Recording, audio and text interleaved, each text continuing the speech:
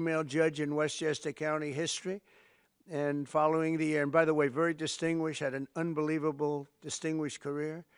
And in the following years, she presided over numerous complex criminal cases. The reason they were complex is that other judges were not able to understand them. They were called the complex cases. My sister had them too. They always used to give her the complex cases because other people didn't understand them, including high-stakes felony narcotics trials. Her outstanding judicial record earned her the honor of being named the #1 judge in 1990 by the Independent Fund for Modern Courts. That's nationwide. Outstanding judge. The following year, Judge Janine was elected Westchester County District Attorney, became the top prosecutor for a jurisdiction that included some of the largest suburbs in New York City, including Yonkers and White Plains. It's a big deal. As District Attorney, Janine tackled high-profile violent crime cases and established one of the nation's most successful cybercrime units to combat online child abuse. She was way ahead of a lot of people. They still aren't there, if you get right down. I mean, from what I hear, they're still not there in many cases back there where we come from. In addition to her stellar legal career, Janine also excelled in news media as you know, and she's become one of the most beloved political figures through her time on television, because she's been very, very successful at a thing called television. She got out of what she was doing, and frankly, she does them both great, but she's really, to me, she'll always be known as a great lawyer and a great prosecutor, which is what she's doing now. So Janine Pirro, I have no doubt, will be an exceptional U.S. Attorney for the District of Columbia, one of the truly most important positions in our country, of any position, where she will restore public safety in our nation's capital, break up vicious street gangs and criminal networks, and ensure equal justice under the law. You'll see very, very big improvements in the D.C. area, that I can promise you. So I want to congratulate Janine. I want to congratulate you and Christine and your whole family on this undertaking. And as you know, Pam Bondi is doing an unbelievable job as our real leader in the fight against crime. And Pam heard about this, and Pam said, I'll have to find time for Janine. She doesn't have time to do this, but for Janine she did, and she's going to be doing the swearing in. So Pam, thank you very much for the great job you're doing and for swearing in our friend, Justice Janine. Good. Thank you. Come on up.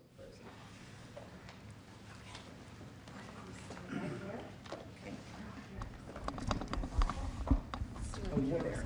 There we go.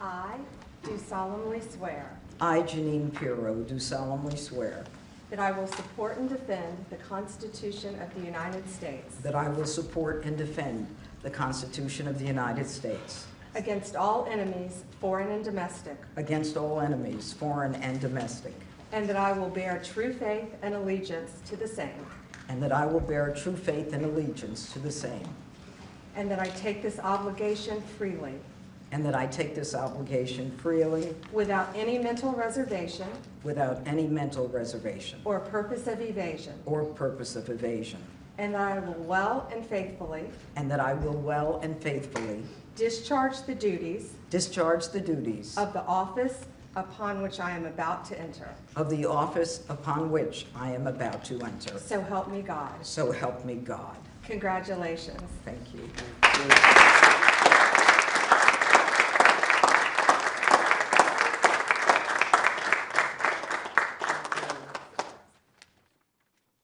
Thank you, Mr. President, and thank you, Madam Attorney General, both my friends for many years. Long ago, I went to law school to study about justice and to bring justice to victims of violent crimes, women, children, and the elderly. I fought to give them a voice in a system that was both blind and deaf to their concerns. I dedicated my heart and soul to making sure that there was a system that responded to them. My profile and my prosecutorial successes garnered public attention, and my life took unexpected turns. Through all of this, President Trump, you have remained as steadfast as one of my earliest supporters and champions. You never wavered. You were always steadfast, trustworthy, and confident. Today, Mr. President, you bring me back to my roots. And it is a larger arena, but no less an arena where we need justice, where we need to send a message that justice will be honored in the District of Columbia. And just last week, here in our nation's capital, two people on the brink of beginning their life had hopes and dreams that were never realized because a cold-blooded murderer made a decision to shoot them down on the streets on a cold, rainy night in our nation's capital. This will not go without just accounting. My voice should be heard loud and clear. No more tolerance of hatred, no more mercy for criminals. Violence will be addressed directly with the appropriate punishment. And this city will again become a shining city on a hill in an America that President Trump has promised to make great again and will make safe again. Mr. President, America thanks you, and I thank you.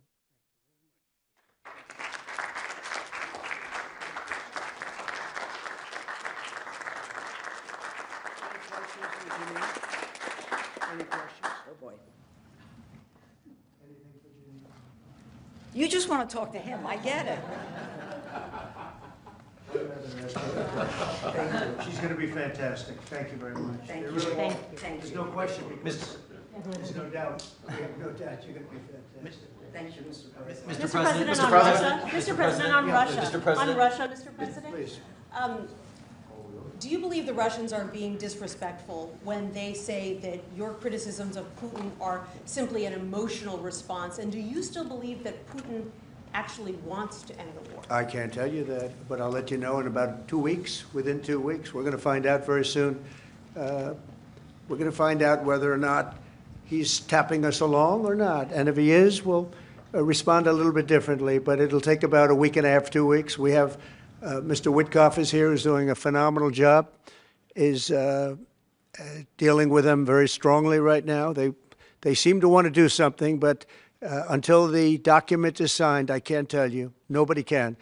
I can say this. I can say this, that I'm very disappointed at what happened a couple of nights now where people were killed in the middle of what you would call a negotiation. I'm very disappointed by that. Very, very disappointed. Yeah, please. Mr. President, you've called for an end to the Gaza war. Given the growing humanitarian crisis and the decision of Prime Minister Netanyahu to extend the military operation, do you have any frustration with his handling of the situation of the war? No, we're dealing with the whole situation in Gaza. We're getting food to the people of Gaza.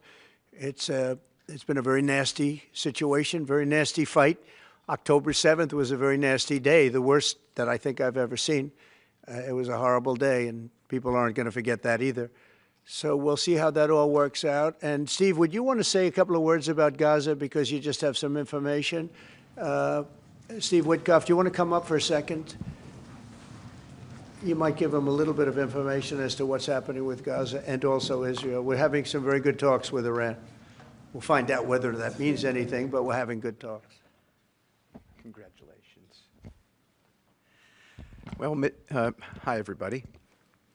I think that we are on the precipice of sending out a new term sheet that hopefully will be delivered later on today. The President is going to review it, and I have some very good feelings about getting to a long-term resolution, temporary ceasefire, and a long-term resolution, a peaceful resolution of that conflict. Mr. President, you said It's having to do with Iran. We're having very good talks with Mr. President, you said yesterday that Putin is playing with fire. What will be the consequences for Russia if Russia continues to Well, I'm attack? not going to tell you exactly, but the words speak pretty loud. We're not happy about that situation. I think we're doing very well with Iran. I think we're doing very well with Gaza, but we are doing very well with Iran, and I think we're going to see something very sensible because there are only two outcomes. You know what the two outcomes is: a smart outcome and there's a violent outcome. And I don't think anybody wants to see the second. But I think we've made a lot of progress, and we'll see. You know, they still have to agree to the final stages of a document. But I think you could be very well surprised what happens there, and it'd be a great thing for them. They could have a great country into the future. Yeah.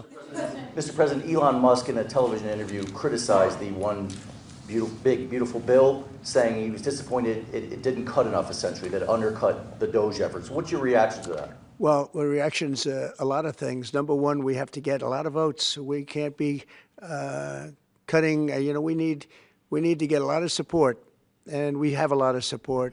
We had to get it through the House. The House was. We have no Democrats. You know, if it's up to the Democrats, they'll take the 65% increase. You know, if that doesn't get approved, this country is going to have a 65% increase in taxes and lots of other problems, big problems, almost bigger than that. But we'll have a 65% increase as opposed to the largest tax cut in the history of our country. We will be negotiating that bill, and I'm not happy about certain aspects of it, but I'm thrilled by other aspects of it. That's the way they go. It's very big. It's the big, beautiful bill, but the beautiful is because of all of the things we have. The biggest thing being, I would say, the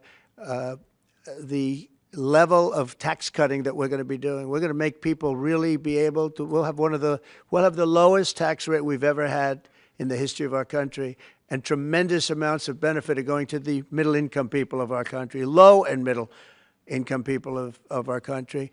So we're going to see what happens, because the Senate, as you know, is negotiating with us, and they have to then go back to the House, and you know it's got a way to go. But I have to say, Speaker Johnson and Thune have done an incredible job. John Thune has done a fantastic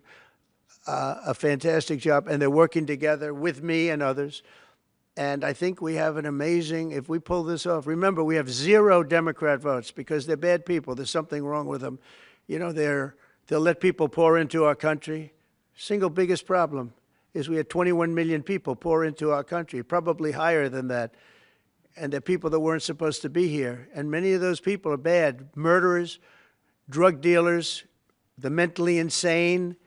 They were closing mental institutions all over the world, not South America, all over the world. They're coming into our country, and we're getting them out. And we're having a hard time because some judges aren't making it very easy for us, and it's tough enough. They approved that. They allowed that to happen to our country. We don't have one Democrat vote. And if I were a Democrat, I'd be voting for this bill, and I'd get elected to any position I want as a Democrat. They're crazy. They're voting for a 65% tax increase. And they're only doing it for hatred. They're not doing it for any reason. They know it's terrible. Terrible politics, in my opinion. But so we have no Democrat votes. That means we have to get almost all Republican votes. And I think we're very close to doing that. I think it'll be very successful. Yeah, please. Mr. President, Wall Street analysts have coined a new term called the taco trade. They're saying Trump always chickens out on your tariff threats, and that's why markets are higher this week. What's your response to that? I kick out? Chicken out. Oh, isn't that nice? Chicken out. I've never heard that. You mean because I reduced China from 145% that I set down to 100 and then down to another number? And I said you have to open up your whole country, and because I gave the European Union a 50% tax tariff, and they called up and they said, please, let's meet right now. Please, let's meet right now. And I said, okay, I'll give you till July 9. I actually asked them, I said, what's the date? Because they weren't willing to meet. And after I did what I did, they said, we'll meet anytime you want. And we have an end date of July 9th. You call that chickening out? Because we have $14 trillion now invested, committed to investing when Biden didn't have practically anything. This country was dying. You know, we have the hottest country anywhere in the world. I went to Saudi Arabia. The king told me. He said, you got the hottest, we have the hottest country in the world right now. 6 months ago, this country was stone cold dead. We had a dead country. We had a country people didn't think it was going to survive, and you ask a nasty question like that. It's called negotiation. You set a number. And if you go down, you know, if I set a number at a ridiculous high number and I go down a little bit, you know, a little bit, they want me to hold that number, 145% tariff. Even I said, man, that really got up. You know how it got? because of fentanyl and many other things, and you added it up. I said, where are we now? We're at 145%. I said, whoa, that's high. That's high. They were doing no business whatsoever, and they were having a lot of problems. We were very nice to China. I don't know if they're going to be nice to us, but we were very nice to China. And in many ways, I think we really helped China tremendously because, you know, they were having great difficulty because we were basically going cold turkey with China. We were doing no business because of the tariff, because it was so high. But I knew that.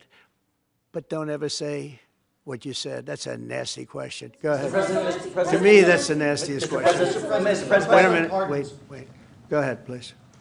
Go ahead. President Zelensky says he's ready to sit down with you and Vladimir Putin in Geneva, and it sounds like General Kellogg is working on preparations for that. Are you planning to sit down with the two of them? Well, I in will if Geneva, it's and when? necessary, you know. It takes, we have to, I think I'm, at this point, I wish it would have been that way a couple of months ago, but at this point, we're working on President Putin, and we'll see where we are. I think we're doing fine, but we'll see. I don't like what's happening. That's one thing I'll say. I don't like when I see rockets being shot into cities. That's no good. We're not going to allow it. You've always said that the war never would have started if you were Would have never president, happened, and it yet didn't he doesn't happen. seem willing to do anything that you want him to do. Do you still believe that he wouldn't have launched the war? No, we would have never had a war. We would have never had a war. If I were president, if the election weren't rigged, you wouldn't have had the war. You wouldn't have had the war. You wouldn't have had inflation. You wouldn't have had October 7th. That would have never happened because Iran was stone cold broke. They didn't have any money to give to Hamas or Hezbollah. You wouldn't have had that Afghanistan most embarrassing moment in the history of our country. You wouldn't have had any of it. You wouldn't have had inflation because energy costs. Look what happened. I brought inflation down to practically zero. And all of the groceries and all of the eggs and all of the things that you've been hearing about, they're back down. They're way down from where they were.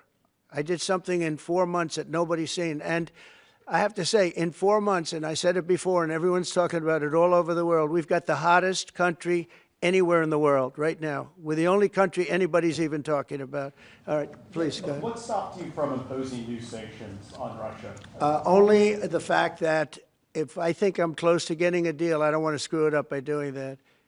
Let me tell you, I'm a lot tougher than the people you're talking about, but you have to know when to use that. If I think it's going to hurt a deal, this isn't my war. This is Biden's war, Zelensky's war, and Putin's war. This isn't Trump's war. I'm only here for one thing, to see if I can end it, to save 5,000 lives a week and a lot of money, the money being much less important, because I made that money. I went to Saudi Arabia, Qatar, and UAE, and we brought back $5.1 trillion.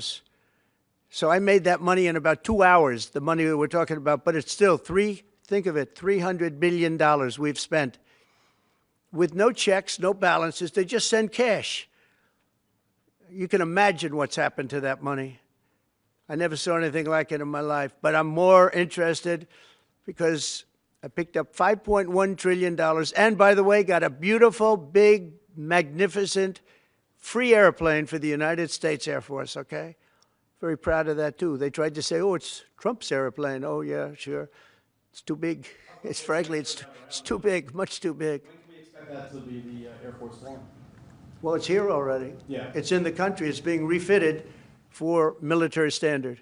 How much will it cost to refit it? Oh, I don't know. Whatever it is, a hell of a lot less than building a new one. We're waiting too long from Boeing. Boeing has got to get its act together. Yeah.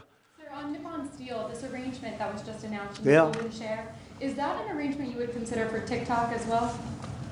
Nothing to do with TikTok. Totally different kind of a deal. We'll have to get, to do it properly, we'll probably have to get China's approval. China's never easy. China's never easy. But I think we'll be able to save TikTok. I'd like to save TikTok. I mean, TikTok was very good to me. I won the young people by 37%. No Republicans ever won, and I won by 37%. And Charlie Kirk will tell you TikTok helped, but Charlie Kirk helped also. Oh, he just happens to be here. Look at him. He loves that we mentioned that name, right, Charlie? He's done great, and I appreciate all the help. But with young people, we won by 37%, Charlie, and you helped. But TikTok was amazing, and he was the first one. He said, get on TikTok. So I have a little bit of a warm spot. I know I shouldn't. They'll say quid pro quo, put him in jail for the rest of his life, quid pro quo. No, TikTok was very good to me. I won young people. I don't know if it was because of TikTok, but it was something happened. No Republican has ever won they call them young people. Young people, you can define it a lot of different ways, but I won every age group in young people. And it never happened, and won by 37%. That's a lot. Yeah. Back on Iran, did you warn Prime Minister Netanyahu against taking some sort of actions that could disrupt the talks there in a phone call last week? Well, I'd like to be honest. Yes, I did. Next question, please. Just last on sanctions. I did, yeah. If Senate Republicans want to push It's not a warning. I said I don't think it's appropriate. What exactly did you tell him? Did you I just said I don't think it's appropriate. We're having very good discussions with him, and I said I don't think it's appropriate right now. Because if we can settle it with a very strong document, very strong, with inspections and no trust. I don't trust anybody. I don't trust anybody. So no trust. I want it very strong where we can go in with inspectors. We can take whatever we want. We can blow up whatever we want, but nobody getting killed. We can blow up a lab, but nobody's going to be in the lab, as opposed to everybody being in the lab and blowing it up, right? Two ways of doing it. Yeah, I told him this would be inappropriate to do right now because we're very close to a solution. Now, that could change at any moment. Could change with a phone call. But right now, I think they want to make a deal, and if we can make a deal, save a lot of lives. When do you think a deal could happen on Iran? On which? A deal with Iran could happen. When do you I don't know. I think over the next couple of weeks, if it happens. Yeah. And on the, when could the administration resume the interviews for foreign students' visa? When do you think your administration could resume these interviews? On what? For the foreign student visa. Yesterday there was... For the French visa? For the French too, but all the foreign students. Oh, for the foreign visas? What are you referring? Foreign visas for what? Are you talking about for colleges? Okay, so you're off of Israel. Now you're talking about colleges, right? Yes, now. Okay. Well, we're going to see. Look, Harvard has been a disaster. They've taken $5 billion plus. $5 billion. Nobody knew that they were making this kind. If we didn't do this, we would have never found this out, Pam. They're taking $5 billion. And I'd rather see that money go to trade schools. And by the way, they're totally anti-Semitic at Harvard, as you know, and some other colleges too, in all fairness to them. And it's been exposed, very exposed. And I think they're dealing very badly. Every time they fight, they lose another $250 million. Yesterday we found another $100 million. And they have, they have a fund, an endowment, $52 billion. All right? They get a lot of that from the United States. And I think it's ridiculous. I think this, everyone's coming up to me saying, we love the idea of trade schools with that kind of money, and money from others, but money from them. You can have the best trade schools anywhere in the world. You give them to Iowa, Indiana, lots of good states, well-run states, and you give them the money. They can only be used for trade schools, and they'll teach people how to build motors and cars and AI. The AI, we're building plants. We're building hundreds of billions of dollars worth of AI plants. Already started, many of them. We've never had a boom like we're having now. You're going to see it. There's never been anything like it. So we're up to about $14 trillion in investments. There's never been anything even close. You look at Biden, this guy, they had people leaving as opposed to investing. And they're doing it because of November 5th, and they're doing it because of the tariffs. The tariffs have been tremendous. I can promise you, and I have great respect for the people at the European Union, they wouldn't be over here today negotiating if I didn't put a 50% tariff on. The sad thing is now when I make a deal with them, it's something much more reasonable. They'll say, oh, he was chicken. He was chicken. That's so unbelievable. I usually have the opposite problem. They say, you're too tough. Mr. President, on Harvard, there were some Jewish students protesting on campus yesterday. They said they don't want you making these huge cuts, cutting off student visas to Harvard in their name. Because Well, they feel like Harvard it has makes to them show more us. of a target. Okay, Harvard has to show us their lists. They have foreign students. About 31% of their students are foreign-based, almost 31%. We want to know where those students come. Are they troublemakers? What countries do they come? And we're not going to, if somebody is coming from a certain country and they're 100% fine, which I hope most of them are, but many of them won't be, you're going to see some very radical people. They're taking people from areas of the world that are very radicalized, and we don't want them making trouble in our country. So I saw yesterday that in the middle of the UK, there was a nice young man. He wants to go back to school at Harvard, and he looked good to me, but I want to check his past. But we want to be able to see why, these countries aren't helping us. They're not investing in Harvard and all of our, we are. So why would 31%, why would a number so big? I think, number one, I think they should have a cap of maybe around 15%, not 31%. We have people who want to go to Harvard and other schools. They can't get in because we have foreign students there. But I want to make sure that the foreign students are people that can love our country. We don't want to see shopping centers exploding. We don't want to see the kind of riots that you had. And I'll tell you what, many of those students didn't go anywhere. Many of those students were troublemakers caused by the radical left lunatics in this country. All right, one more question. President, on Harvard, Yeah, go ahead, please. Will you pardon the people who are accused of conspiring to kidnap Michigan Governor Gretchen Whitmer? I'm going to look at it. I will take a look at it. It's been brought to my attention. I did watch the trial. It looked to me like somewhat of a railroad job. I'll be honest with you. It looked to me like some people said some stupid things. They were drinking, and I think they said stupid things. But I'll take a look at that. And a lot of people are asking me that question from both sides, actually. A lot of people think they got railroaded. A lot of people think they got railroaded. And probably some people don't. One more. Go ahead. Yeah. Go ahead. How will the confrontation with Harvard end? Do you foresee? I don't know. I don't know. Harvard's got to behave themselves. Harvard is treating our country with great disrespect, and all they're doing is getting in deeper and deeper and deeper. They've got to behave themselves. I'm looking out for the country and for Harvard. I want Harvard to do well. I want Harvard to be great again, probably, because how could it be great? How could it be great when you have Harvard announced 2 weeks ago that they are going to teach remedial mathematics, remedial, meaning they're going to teach low-grade mathematics, like 2 + 2 is 4. How did these people get into Harvard if they can't do basic mathematics? How did they do it? I mean, people with 1,600 in their boards don't get in, and they're letting people in, and they're bragging about how they're teaching them basic mathematics. Where did these people come from? So we have to look at the list, and Harvard has to understand the last thing I want to do is hurt them. They're hurting themselves. They're fighting.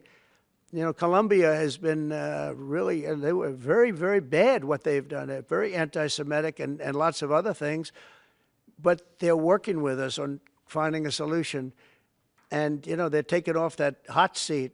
But Harvard wants to fight. They want to show how smart they are. And they're getting their ass kicked. Thank you very much, everybody. Thank you, guys. Thank you, guys. Headed right back out this door. Thanks, guys. Thank you. So great. You are so great. Thank you. Thank you. Good luck, everybody. Yeah, sure. Thanks, guys. Thanks, guys. Keep going. Thank you. Thank you, press.